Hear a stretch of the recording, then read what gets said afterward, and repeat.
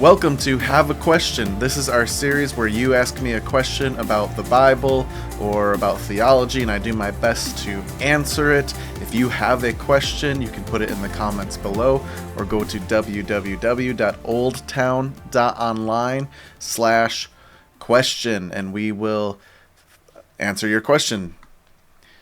Today, we have a question. How did Yeshua become Jesus, and did the church change it? So, if you didn't know, Jesus' name, as it would have been spoken by his parents or those who were speaking to him, would have called him Yeshua. That would have been his name in Aramaic, which was the primary language that was spoken in Israel during the life of Jesus. It's also the same in Hebrew, Yeshua. And we get, in English, Jesus. It has caused some people to wonder, did the church change it? And if they changed it, why did they change it? And if they changed the name, well, are they hiding a bunch of other stuff from us? Well, let me put your mind to ease that we get Jesus very naturally from Yeshua. It's not a cover-up. It's not something crazy. It is simply a matter of transliterating or translating Hebrew to Greek. So let me show you this, and my picture is going to go away, but I'm going to do some writing for you. So I apologize in advance. My writing isn't great, but hopefully it'll be good enough. So we have Yeshua,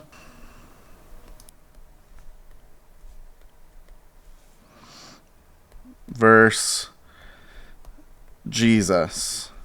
So in Hebrew, Yeshua looks like this, and in Hebrew goes from right to left. So keep that in mind here as I am writing. But Yeshua looks like this. You have the Yod, which is like a Y. You have the Sheen, which is the SH sound. You have a Vav, which is going to be an U sound. And you have an Ein.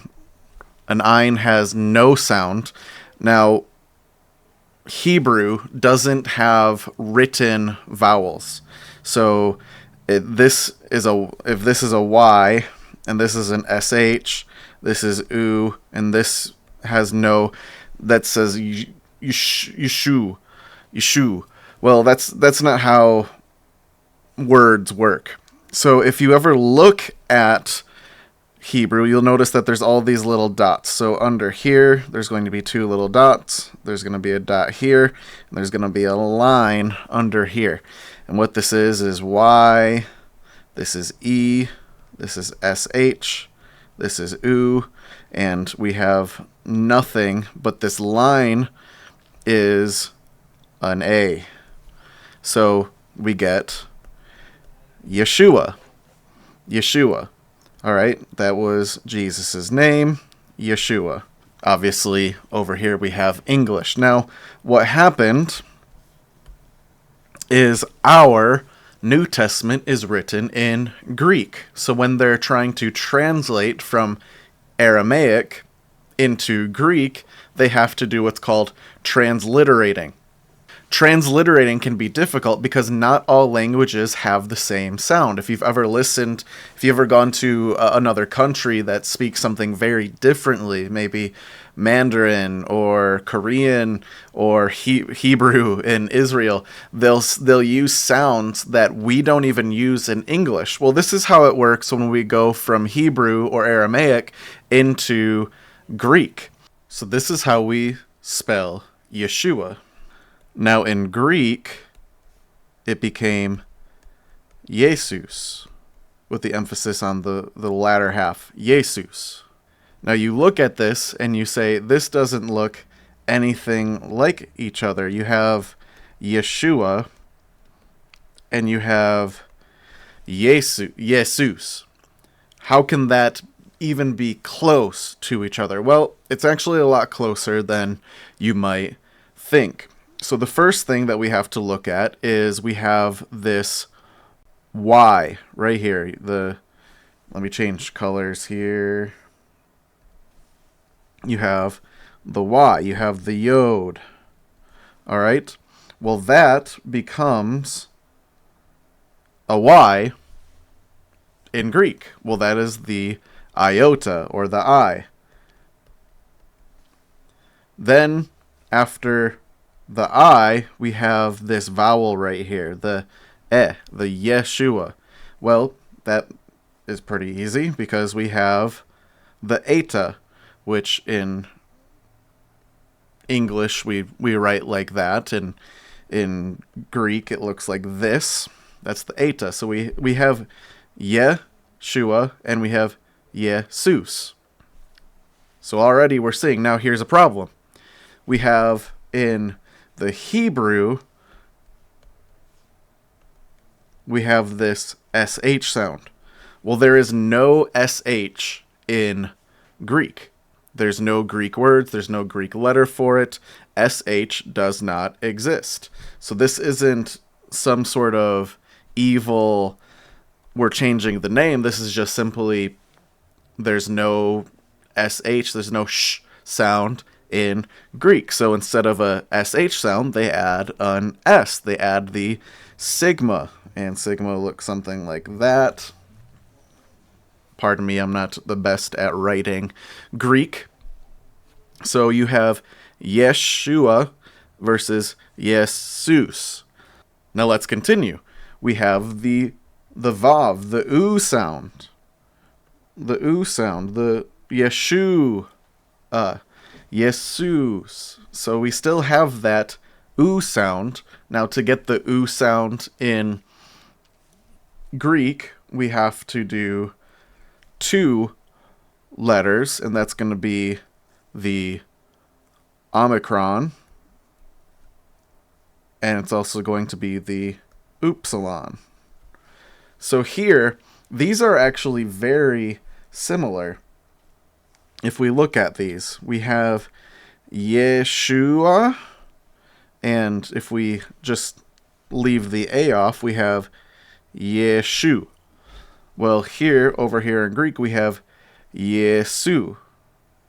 It's very similar. The only difference is we don't have the SH, right?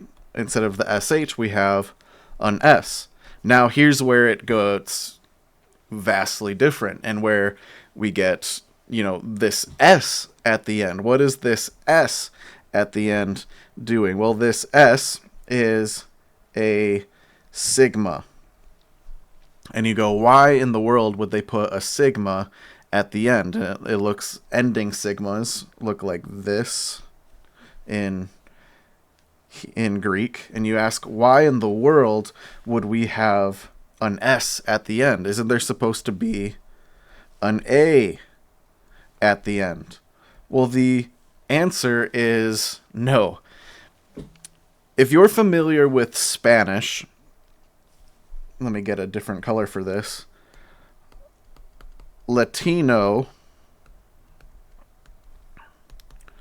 the O makes it masculine. So it denotes gender. All right.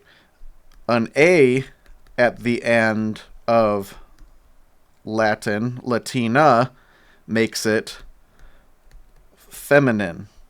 Well, that's similar to how it works in Greek. You see, the S at the end signifies that this is a masculine name. If it would have been left an A and you put an alpha in here, this is a feminine name. So the S just denotes that it's masculine, where if you would have left it Yeshua, it would have spelled out a feminine name. And being that Jesus was a male and not a female, that would have been incorrect. So we have Jesus, because it is a masculine name. And we see this, if you just go through and you look at actual names of Greek people of the names of the people in the Bible in Greek, you have an S at the end of most of them. So in the book of Jude, we call him Jude. It's Judas. Paul is Paulos. Peter is Petros. There's so many ending names. If I just go to Acts here in a second, where it names all of the apostles, we have Peter, whose name is Petros. We have John's name, who is Johannes. I might be butchering them a little bit, but the point is they all end with the sigma. They all end with the S because they're masculine names. James is actually Jacobos. Andrew is Andreas. Philip is Philippos. And so on and so forth. So this is a very common thing, and it's not done to hide something. It's not done with malicious intent. This is just how Greek works, and it's okay. It's not a bad thing. So now you ask, how did we go from Jesus to Jesus? Well, Jesus, and I'm going to clear here. Go back to blue.